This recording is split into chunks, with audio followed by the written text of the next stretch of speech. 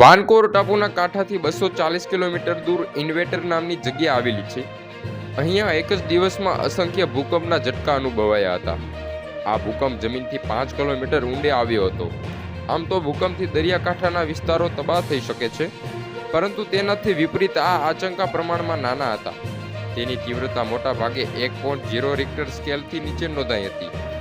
જો ક્રાઉસર એડવેન્ટર અને સેગમેન્ટ પરના તેમના કામના ભાગરૂપે ઓશન્સ નેટવર્ક કેનેડાના ડેટાનો અભ્યાસ કરી રહ્યા છે.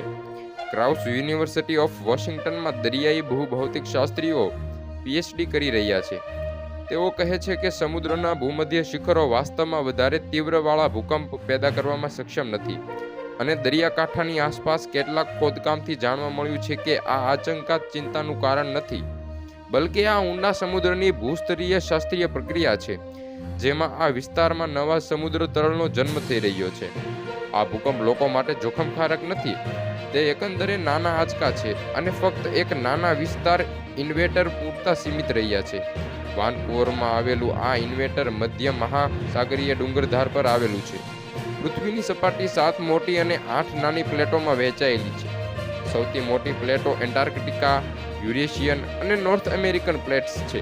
આ પ્લેટો સરેરાશ પૃથ્વી પરના પર્વતમાળાની નીચે મહત્તમ 125 કિલોમીટર જાડી હોય છે. હાલ માટે આટલું જ. મળશું નવી અપડેટ સાથે. જો તમને અમારા વિડીયો પસંદ આવ્યા હોય તો વિડીયોને લાઇક કરી દો, ચેનલને સબસ્ક્રાઇબ કરી દો અને બાજુમાં આપેલું બેલ આઇકન દબાવી દો, જેથી આવા જ સમાચારની અપડેટ આપણને મળતી રહે.